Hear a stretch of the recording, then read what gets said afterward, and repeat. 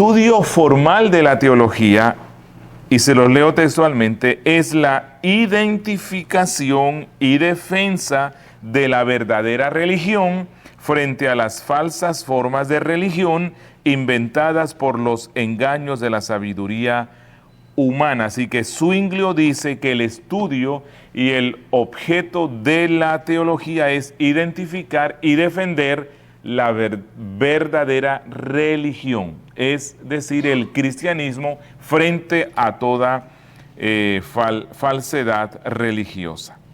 Melanchthon, otro gran reformador asociado más bien a Lutero, él dijo que el objeto principal de la teología es el estudio centrado en los temas fundamentales sobre los cuales reposa exclusivamente el conocimiento de Cristo.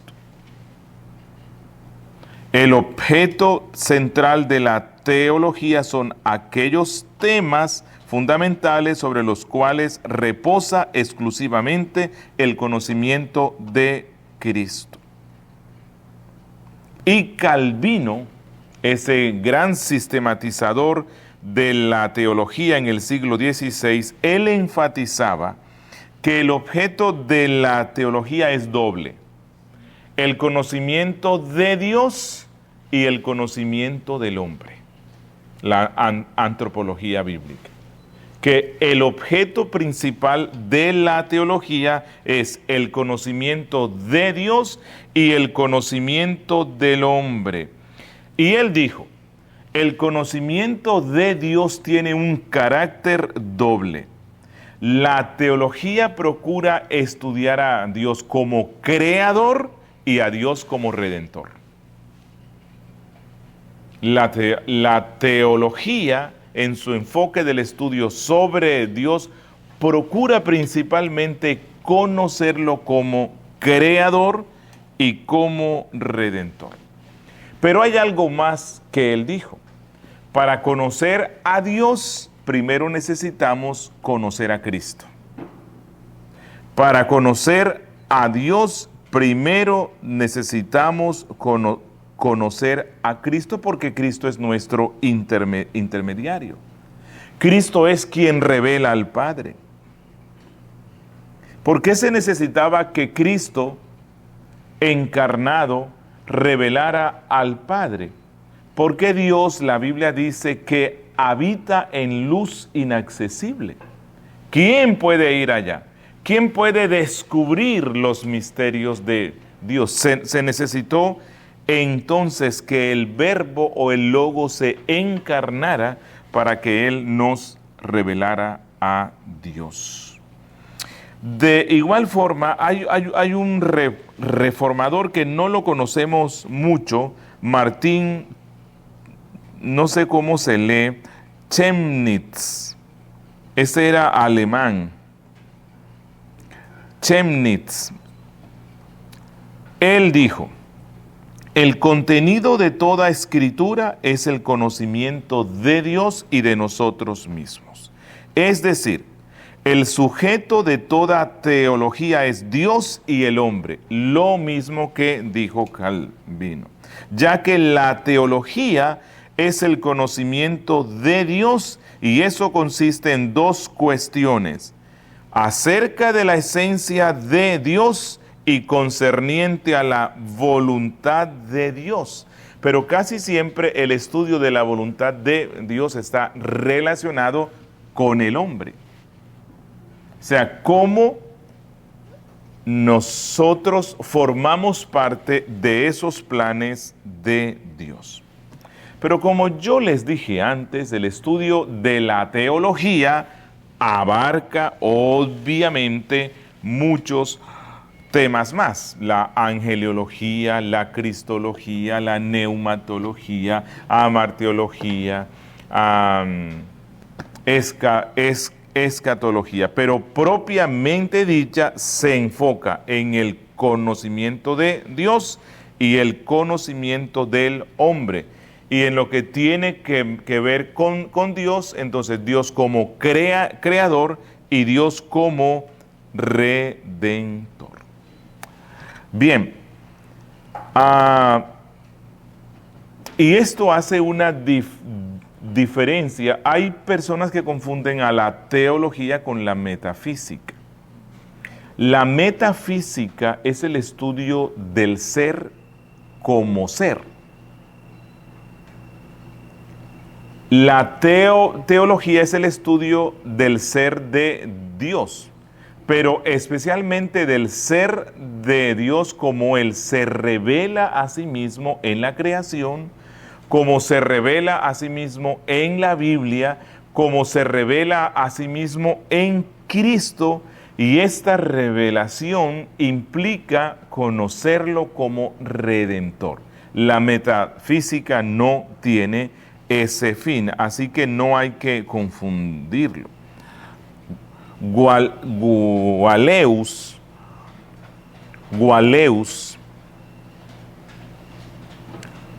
hablando sobre este tema, él dijo: el objeto de que trata la teología son las cosas divinas, a saber, Dios en cuanto puede y debe ser conocido por nosotros, y todas las cosas que son de Dios en cuanto dependen de Dios y se refieren a Dios como a la salvación del hombre. Así que, en conclusión, el objeto de la teología es Dios y el hombre. Dios como creador y Dios como redentor. Pero quiero que revisemos algunas razones de la importancia. Ya hemos visto una práctica en la introducción, pero quiero mostrarles unas más. La importancia del estudio de la teología propia. ¿Por qué es importante hacer este estudio sobre la doctrina de Dios? 1. Porque Cristo en Juan 17:3 dijo, Juan 17:3, y esta es la vida eterna, que te conozcan a ti, el único Dios verdadero, y a Jesucristo, a quien has enviado. Así que Cristo dice que el conocimiento de Dios es la vida eterna. Para ser salvos hay que conocer a Dios. La salvación es tener a Dios y conocerlo. Saben que en ocasiones cuando algunos cristianos presentan cuáles son sus expectativas del cielo, ¿qué es lo que más les anima de la vida en el cielo? Casi siempre ponen estas cosas: el mar de cristal, calles de oro. Esa es una perspectiva materialista del cielo. O sea, como si Dios fuera capitalista pleno y lo que quiere es que nuestros bolsillos en el cielo estén llenos de oro. ¿Oro para qué? Se pone por expectativa, wow, es que en el cielo, dice Juan en Apocalipsis, no habrá más enfermedad, no habrá más llanto, y yo sé que eso va a ser así, ¿verdad? Pero esa no es la expectativa que Cristo, cuando dio las bienaventuranzas, puso respecto al cielo, sino que Él dijo: bienaventurados los de limpio corazón, porque ellos entrarán al cielo que tiene mar de cristal y calles de oro. ¿Cuál fue la expectativa que Él puso? Porque ellos verán a Dios. Ese debe ser la expectativa de más gozo de la vida en el cielo. El puritanismo le llamaba la expectativa beatífica o la expectación beatífica. Es decir, el mayor gozo al cual aspira el cristiano es que un día, no sé cómo, veremos a Dios. Y ese día que veamos a Dios, nuestro gozo, nuestro amor va a ser perfeccionado. Va a ser pletórico, completo. No nos va a hacer falta absolutamente nada. Obviamente que en esta tierra ya debemos empezar a cultivar corazones limpios que pueden ver a Dios. La tristeza, las preocupaciones que nos llevan a deprimirnos y a ser inefectivos para Dios se deben principalmente a una cosa. Como Pedro, estamos viendo la tormenta, pero no estamos viendo al Señor de la tormenta, que es Cristo, quien es Dios. El mayor gozo del cristiano entonces es la promesa que nos dio Cristo. Bienaventurados los de limpio corazón, porque ellos verán a Dios. Es decir, conocer a Dios es la esencia de la vida cristiana. Es cierto que somos cristocéntricos. Es cierto que somos bibliocéntricos. Pero por encima de todo somos teocéntricos.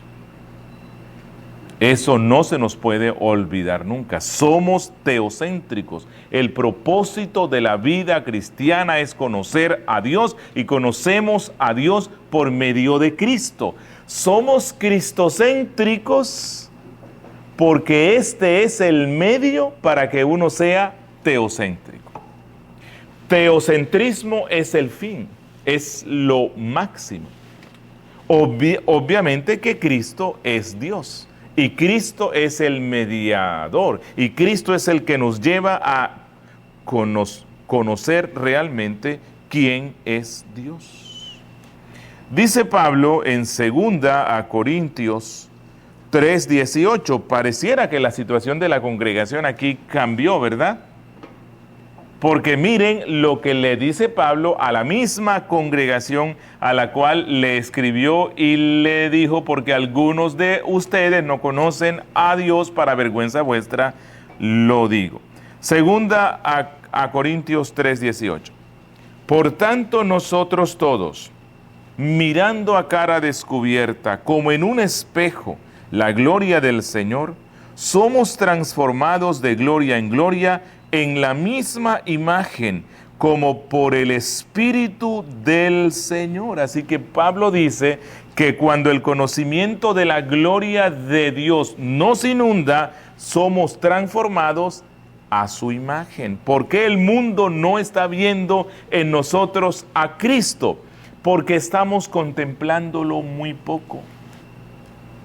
Entre más lo contemplemos, y no hablo de una contemplación neomística, no, es la contemplación en la Biblia, obviamente acompañada de oración. En la medida que contemplamos más a Cristo, reflejamos más la gloria de Cristo y el mundo empieza a verla. ¿Cuál es la recompensa que el cristiano espera en los cielos? Insisto, no es el oro. La recompensa que nosotros esperamos en los cielos es Dios mismo. Dios mismo se nos da como galardón. Dios se nos da como recompensa. El mejor objeto de la fe nuestra es Dios y solo a Él desea tenerlo el alma.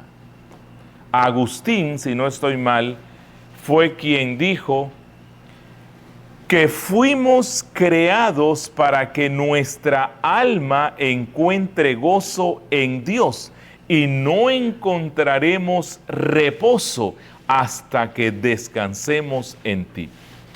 Bueno, fuimos redimidos por Cristo para que el objeto de nuestra fe, el fin último, sea Dios, que Dios sea nuestro y nosotros de Él. Y Cristo, Dios, por medio del profeta Jeremías, en ese texto que ya hemos visto, Jeremías 9, 23 y 24, el Espíritu Santo dice: escuchen Hay algo que es más grande que las riquezas.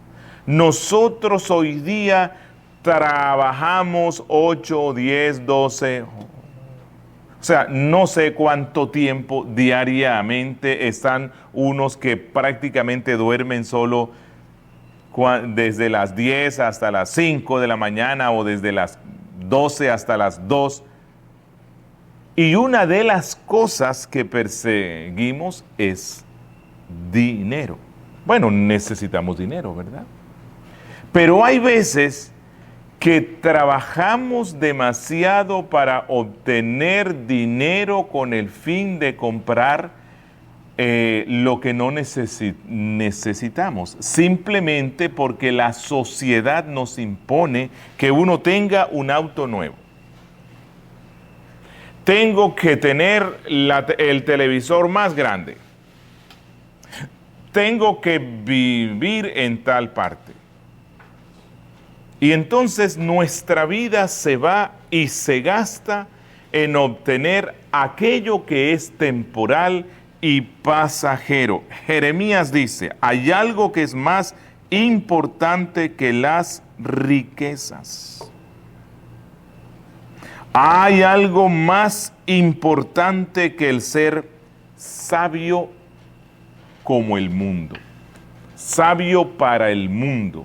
Sabio con el mundo. Hay algo más importante que adquirir el conocimiento científico, el conocimiento de la ingeniería, el conocimiento de la medicina o la psicología o cómo funciona este mundo. Hay algo que es muchísimo más importante. Y el profeta dice, hay algo más importante, hay un conocimiento superior que el descubrir cómo ser fuerte.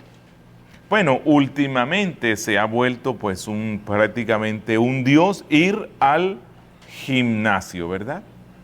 Y ahora casi yo no digo que sea malo ir allá, ¿verdad? Pero prácticamente todo el mundo quiere hoy día mantener un cuerpo esbelto. Bueno, si lo hacen por salud, ok, pero hay veces que ni siquiera es por salud, ¿verdad? Sino porque es la moda que nos impone o el internet o la televisión o la sociedad. Dice el profeta, y lo leo nuevamente, no se alabe el sabio en su sabiduría, ni en su valentía se alabe el valiente, ni el rico se alabe en sus riquezas, mas alábese en esto el que se hubiere de alabar. Miren, alábese en esto el que se hubiere de alabar, en entenderme y conocerme, que yo soy Jehová, que hago misericordia, juicio y justicia en la tierra, porque estas cosas quiero, dice Jehová. Así que, ¿cuál es la ciencia más excelsa a la cual debe aspirar el cristiano por encima de todo? El conocimiento de Dios, la teología propia. Usted puede entrar al cielo con una escatología deficiente. Sí. Es más, usted puede entrar al cielo con una eclesiología que tiene algunas imprecisiones. Pero usted no puede entrar al cielo si no conoce a Dios. Esta es la ciencia más excelsa. Spurgeon dijo: el estudio apropiado de los elegidos de Dios es el propio Dios. El estudio apropiado del cristiano es la deidad.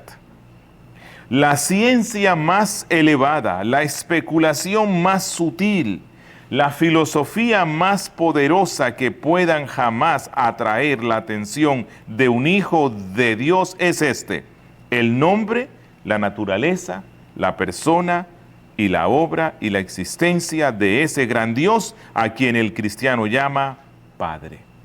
Continúa él. En la contemplación de la divinidad hay algo extraordinariamente beneficioso para la mente.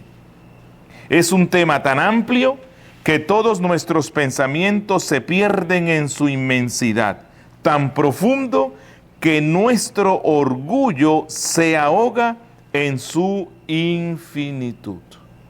Dice él, pero si este tema de la doctrina de Dios humilla la mente, también la expande. Aquel que piensa en Dios con frecuencia tendrá una mente más grande que el hombre que simplemente camina con pesadez en este mundo. Quizás se trate de un biólogo que hace alarde de su habilidad para hacer la disección de un escarabajo, estudiar la anatomía de una mosca, clasificar los insectos con nombres casi impronunciables.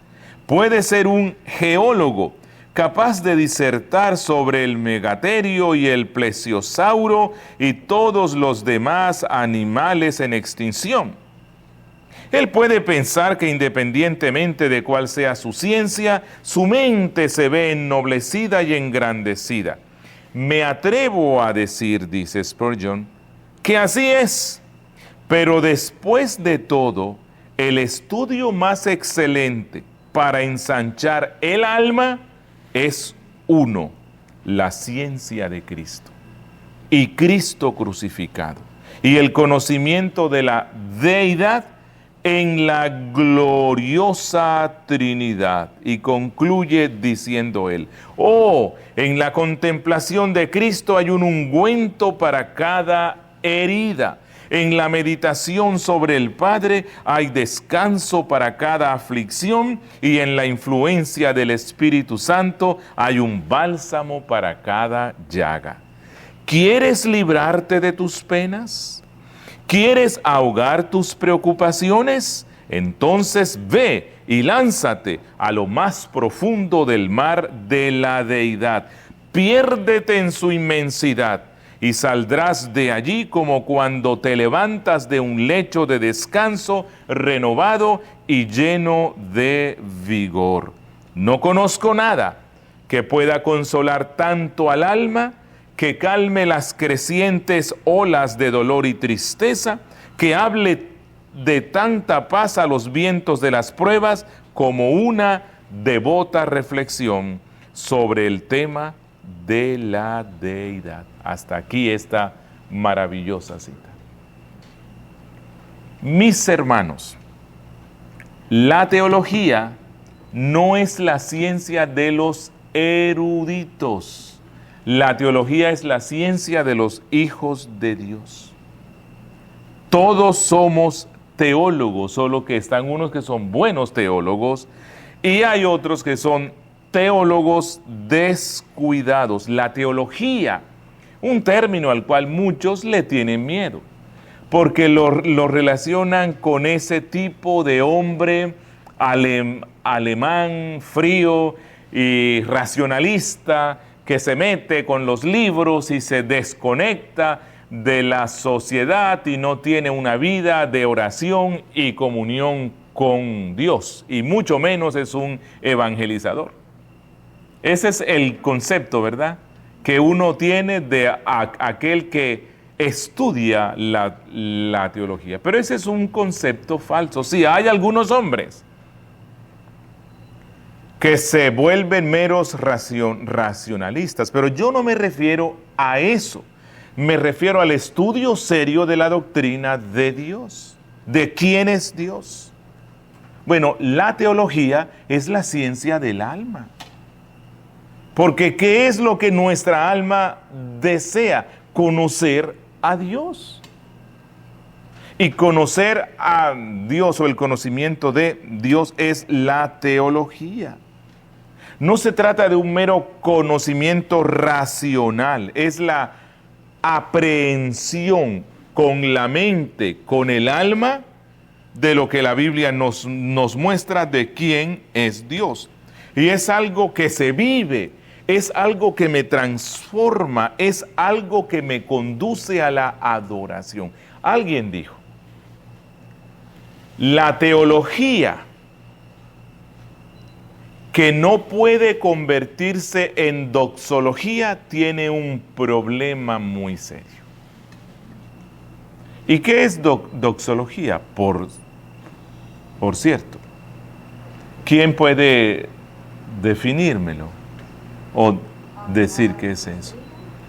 Doxología. Doxa significa gloria y logos, como ya hemos visto, estudio, palabra.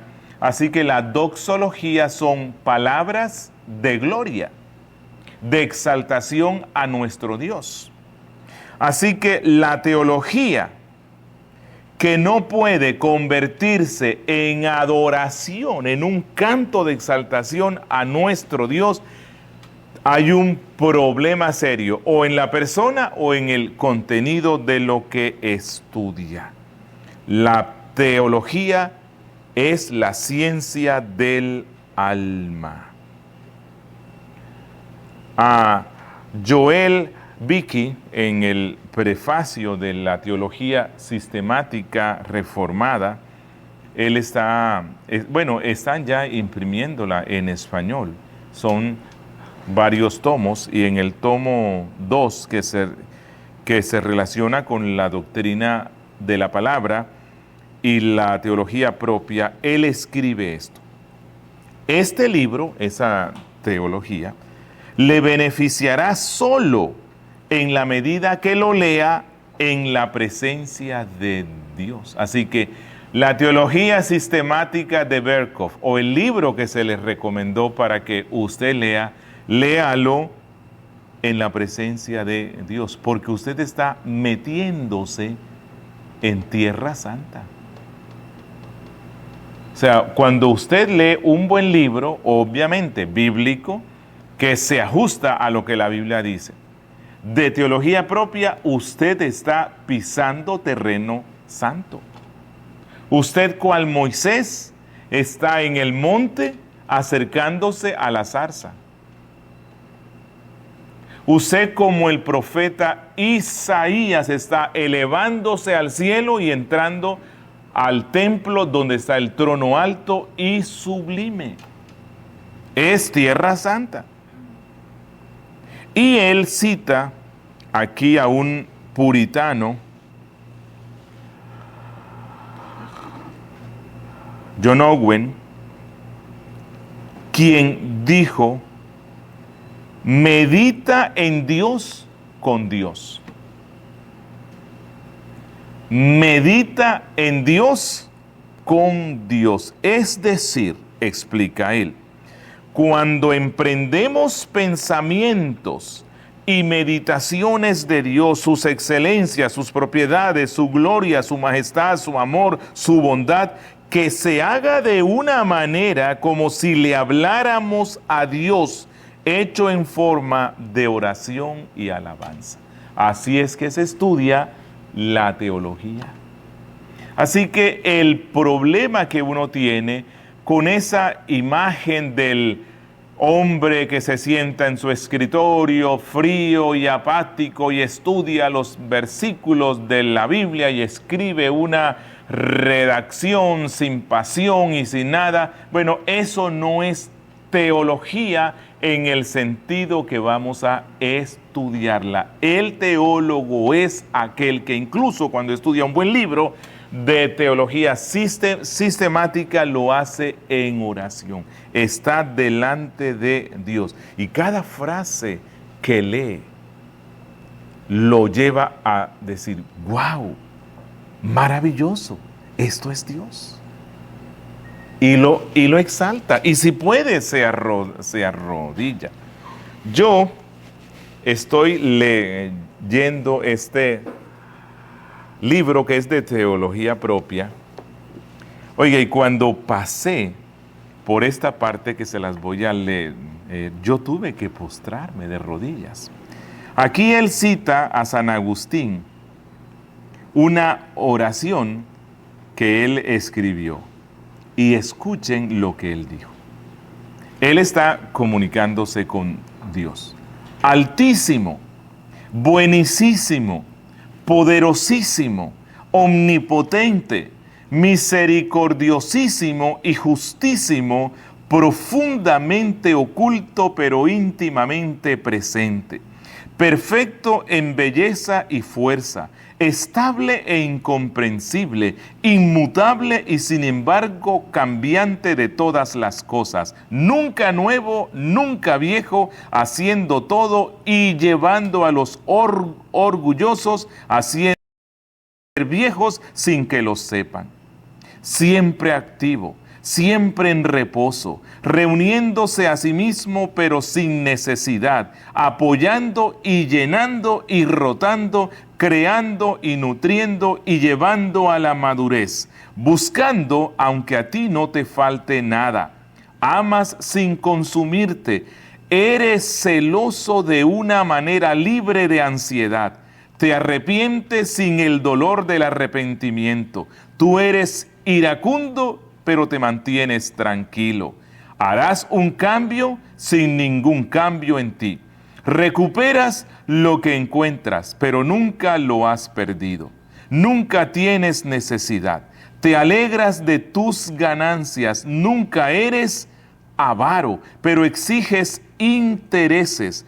Te pagamos más de lo que exiges para hacerte tú deudor nuestro. Pero ¿quién tiene algo que no te pertenezca? Pagas las deudas, aunque no le debes nada a nadie. Pagas deudas y no incurres en ninguna pérdida. Pero en estas palabras que he dicho, mi Dios, mi vida, mi santa dulzura? ¿Qué ha conseguido alguien en palabras cuando habla de ti?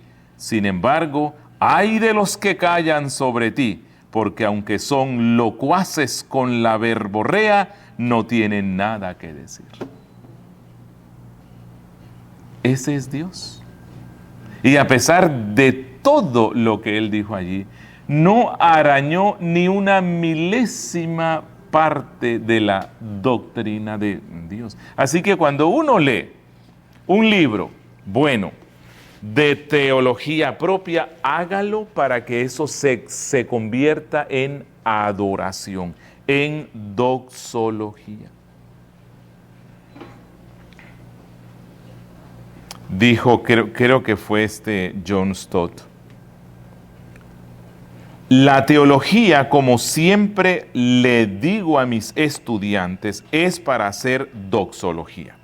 La primera cosa que hay que hacer es convertirla en alabanza y así honrar al Dios que es su tema, el Dios en cuya presencia y con cuya ayuda todo se resolvió.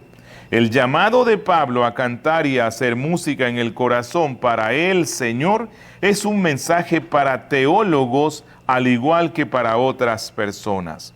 Las teologías que no se pueden cantar están mal a un nivel profundo. Y tales teologías me dejan descorazonado en ambos sentidos, con frío en las venas y desinteresado. Todas estas son razones por las cuales el cristiano debe volverse experto en el estudio de la teología propia. Y le voy a dar otra más. Otra razón se relaciona con el propósito de nuestra vida. ¿Cuál es el fin principal del hombre? Glorificar a Dios y gozar de Él para siempre. Dios nos creó para su alabanza. Pero ¿cómo voy a alabarlo si no lo conozco? Necesitamos conocerlo. El Salmo 86:9 dice: todas las cosas, todas las naciones que hiciste vendrán y adorarán delante de ti, Señor, y glorificarán tu nombre. Isaías 60:21. Y tu pueblo, todos ellos serán justos, para siempre heredarán la tierra. Renuevos de mi plantío, obra de mis manos para glorificarme. Ese es el fin del hombre. Isaías 43:7. Todos los llamados de mi nombre, para gloria mía los he creado, los formé y los hice. Isaías 43:21. Este pueblo he creado para mí, mis alabanzas publicará. ¿De qué manera vivimos para la gloria de Dios? Reflejando lo que Él es. ¿Y de qué forma reflejamos lo que Él es, siendo que estamos en medio de un mundo caído? Siendo que en nuestras vidas, aunque hemos sido justificados y regenerados, hay un pecado remanente. Reflejamos a Dios cuando lo conocemos. Y lo conocemos por medio de Cristo. Y conocemos a Cristo por medio de lo que la Biblia dice. No hay otra forma de glorificarle. Por eso es importante un estudio serio de la doctrina de Dios. Hay un cristianismo superficial y místico que cree que vivir para la gloria de Dios es que yo siempre que voy a hacer algo diga, esto es para la gloria de Dios. Bueno, alguien puede decir eso siempre.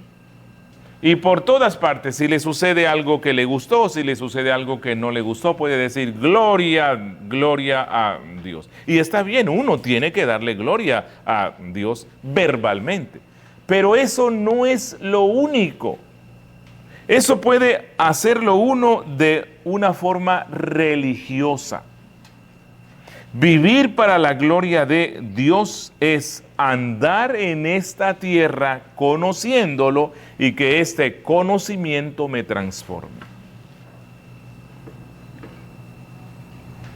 Y la transformación se relaciona con la santificación. Y para ser santos necesitamos entender qué es eso. ¿Qué es ser santo? Bueno, ser santo es que las damas vistan con faldas muy largas, que no se maquillen, que no usen prendas de ninguna clase, que los cristianos no vayan a cine, que no jueguen fútbol, que no vean la televisión, que no hagan esto, que no hagan esto. Eso es ser santo. ¿No? ¿Quién es el que dice cómo llega a ser uno santo? ¿Quién es el que dice en qué consiste la santidad? Es Dios. Así que para ser santo tengo que conocer al Dios santo. Y conociendo al Dios santo en la Biblia aprendo en qué consiste la santidad, en qué consiste la santificación. Dios dijo, primera de Pedro 1:16, sed santos porque yo soy santo. Dios es la norma de la santidad.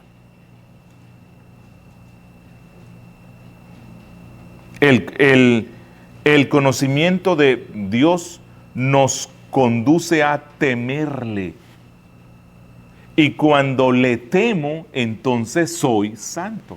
¿Qué es el temor de Dios? Vivir nuestra vida con la plena conciencia de que ella se desarrolla delante de los ojos de Dios. En latín le decían coram Deo. Coram Deo. Vivir delante de Dios.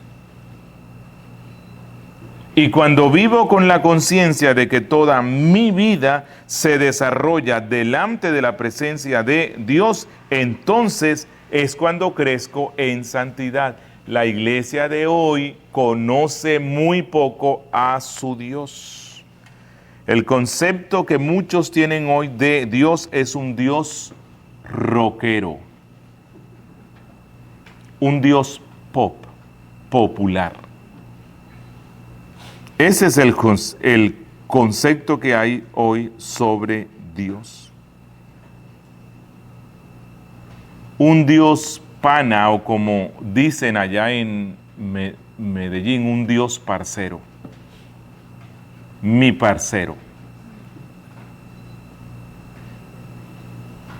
Ya no es más el Dios majestuoso que se nos presenta en la Biblia. Por esa razón es que hoy día se habla de Dios, se le habla a Dios, se canta sobre Dios de una forma confianzuda que raya en la blasfemia. Por eso no solamente me molesta lo que hicieron estas personas allá en Francia, me molesta que cristianos que blasfeman con lo que dicen el nombre de Dios se quejen y armen un escándalo, cuando los cristianos mismos están haciendo eso. ¿Por qué? Porque no conocemos quién es Dios.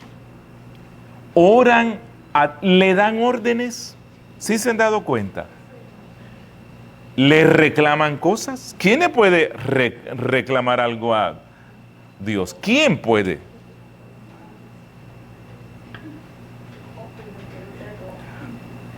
Tozer,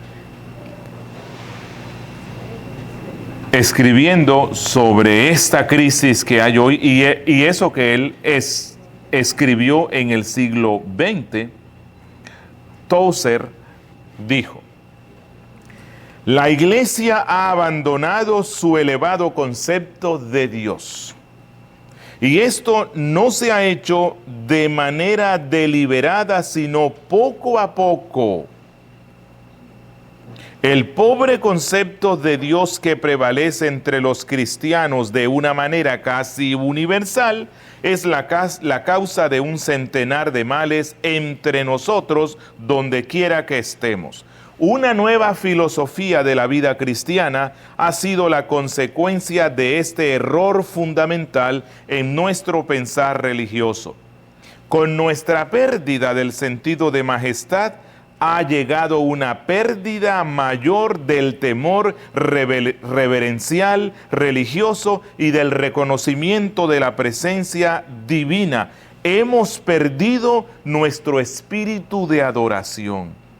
El cristianismo moderno no está produciendo el tipo de cristiano que puede apreciar o experimentar la vida en el espíritu.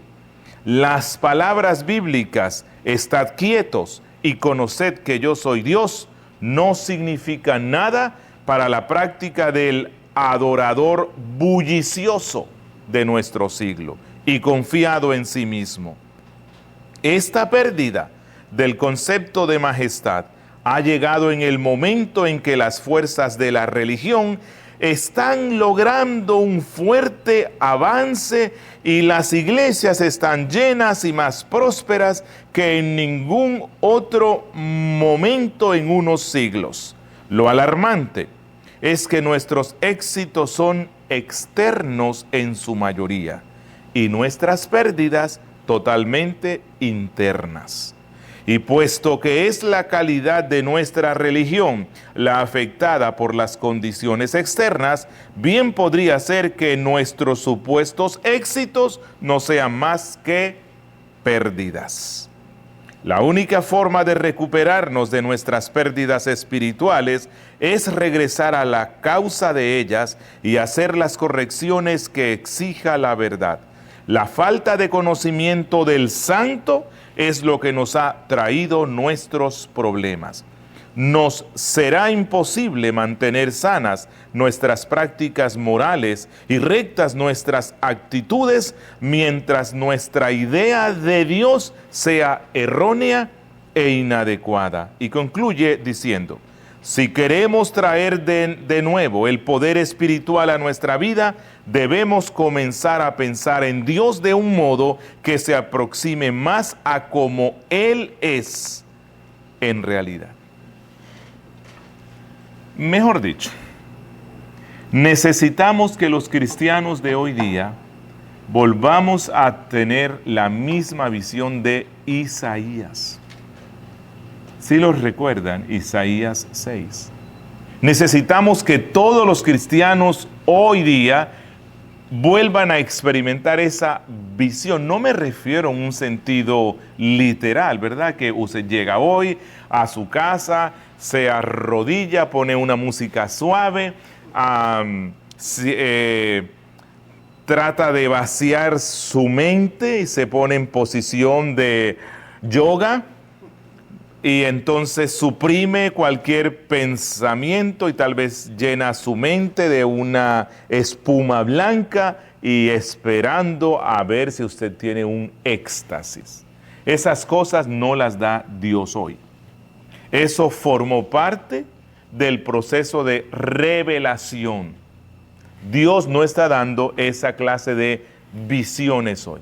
Pero cuando digo que es necesario que los cristianos vuelvan a experimentar la visión de Isaías capítulo 6, me refiero a que acercándonos a la Biblia con fe, oración y devoción, estudiándola bajo oración, el Espíritu nos conceda ver de nuevo al Señor soberano y majestuoso, que se sienta en el trono alto y sublime, y que sus faldas que hablan de majestad lo llenan todo, y que el canto principal que los seres angélicos en el culto constante que le rinden a Dios es: Santo, Santo, Santo.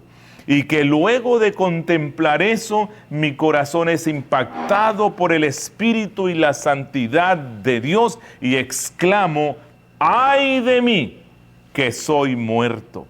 Porque siendo hombre de labios inmundos, que habita en medio de pueblo de labios inmundos, han visto mis ojos al Rey. Necesitamos que los cristianos de hoy día constantemente tengamos ese encuentro con Dios. No lo estamos viendo como Él es. Vamos al culto, cantamos canciones donde le decimos: te amo, te amo, te amo, tú eres tan lindo. Y hay otros donde entonces brincan y saltan delante de la presencia del Señor. Están otros que lloran, están otros que hacen muchas cosas y al final, cuando salen del culto, dicen: gracias, que estuve en la presencia de Dios. Pero no fueron confrontados con sus pecados. No estuvieron ante Dios. ¿Qué le pasó a Moisés cuando se le apareció Dios, la teofanía? Y se acerca Moisés todo como curioseando, ¿verdad? Como que quiero investigar qué es esto. ¿Qué le dice Dios? Quita el calzado de tus pies, porque el lugar en el que estás, tierra santa es. ¿Qué le pasó a los personajes en la Biblia cuando vieron ciertas teofanías? ¿Temblaban? Se desmayaban, pero no como hoy día en el movimiento de la unción, ¿no? Recibe y entonces las personas caen de espaldas. En la Biblia, los que caen de espaldas delante de la presencia de Dios son ¿quiénes? Sus enemigos. La Biblia muchas veces dice: y caerán de espaldas. Cuando los soldados romanos fueron a capturar a Cristo y preguntaron: ¿quién es? Y él respondió: ego eimi, yo soy. Cayeron de espaldas, retrocedieron. Los que caen de espaldas delante de la presencia de Dios son sus enemigos. Los santos caen postrados. Eso es lo que la Biblia dice. No me lo estoy inventando yo. ¿Y por qué tiemblan? Porque de una forma especial ven la majestad y la santidad de Dios. Y la majestad y la santidad de Dios nos causa terror. ¿Por qué? Porque nosotros somos pecadores. Justificados, sí. Regenerados, sí. Pero todavía pecamos contra el Santo.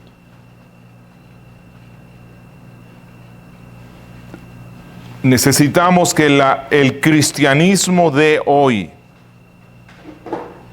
recupere ese alto concepto sobre Dios. Lo hemos perdido. Y nuevamente leo algo que escribió A.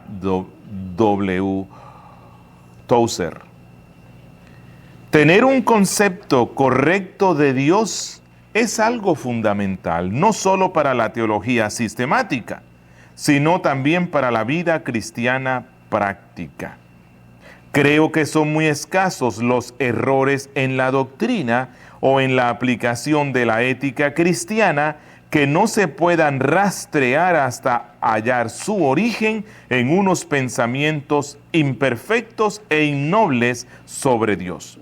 Opino que el concepto de Dios que prevalece en esta época es tan decadente que se encuentra completamente por debajo de la dignidad del Dios Altísimo y en realidad constituye para los que profesan ser creyentes algo que equivale a una calamidad moral.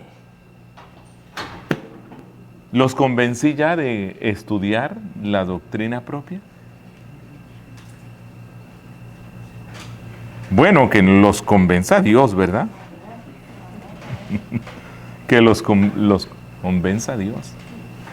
Realmente necesitamos que todos los cristianos sean expertos en doctrina de Dios. Y ustedes van a ser instrumentos para motivar a otros.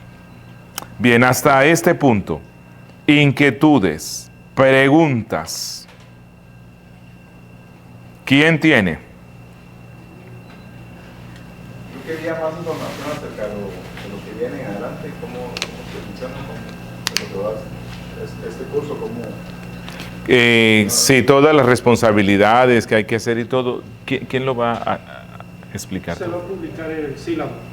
Ah, se va a publicar, allí va, sí. ¿Cuándo empieza y todo eso? Pues hoy. Pues sí, hoy empieza, pero es que ayer hablé muy rápido con el hermano y no, así nomás una invitación que me hizo hoy, pero no tengo nada de información. Tú no tienes la información. Ah, bueno, tú le explicas. Él se la manda para que usted lea y allí está todo, sí. ¿Qué días son y cuántos días dura? Todo eso está allí, ¿verdad? Sí. Bueno, esta presencial va a ser hasta el miércoles. Presencial hasta el miércoles, luego yo voy a complementar porque no alcanzo a dar todo por Zoom, pero ellos te mandarán la información y luego allí va toda la instrucción de los libros que hay que leer, los trabajos que hay que presentar, en qué fechas hay que presentarlos. Sí, hermano. Sí, hermano. Teofanía. Teofanía. Teofanía es un término griego que significa literalmente una aparición de Dios. O sea, como una visión, pero material de Dios. Una manifestación. ¿Como cuáles? Bueno, teofanías, por ejemplo, la encontramos en el caso de Moisés con la zarza. La zarza era realmente Dios, o sea, Dios manifestándose allí. Teofanías, el ángel de Jehová. Siempre que se menciona ese ser en el Antiguo Testamento, que es un ser al cual se le rinde adoración, ese es Dios. Necesariamente es la segunda persona de la Trinidad, preencarnada, antes de su encarnación. Esas son las teofanías. Son apariciones visibles de Dios. Pues obvio que después hay que aclararnos, Dios no es material, o sea, Dios es espíritu y nadie puede verlo. Son condescendencias que hace Dios para con el hombre, mostrando algunos aspectos de su gloria de forma visible, como cuando Dios le mostró a Moisés, no sé, creo que fue él, ¿verdad?, que lo esconde en una cueva, porque Dios pasa y le muestra ¿qué? Las espaldas. Pero Dios no tiene espaldas, porque Dios es espíritu. Pero son como manifestaciones visibles de su gloria. Eso es la teofanía. ¿Pudiéramos pensar en la actualidad, existen manifestaciones de la teofanía? No. Las teofanías formaron parte de la revelación especial de Dios. Lo que dice Hebreos 1, que Dios a los padres o ancestros les habló de muchas formas, pero hoy por medio de Cristo Jesús. Así que la teofanía, si lo podemos decir así, más grande y completa es Cristo Jesús. Así que ya no necesitamos más. ¿Para qué vamos a necesitar otra? Si ya allí está todo lo que necesitábamos, ¿no? Sí, no sé si Susi. Amartiología es el estudio de la doctrina del pecado. Del pecado, sí. Amartiología. Bien. No hay más inquietudes. Son las 8:11, 20:11. Entonces, vamos a tomar ¿cuántos minutos? ¿10? 10 minutos. Ok, hermanos. Descansamos.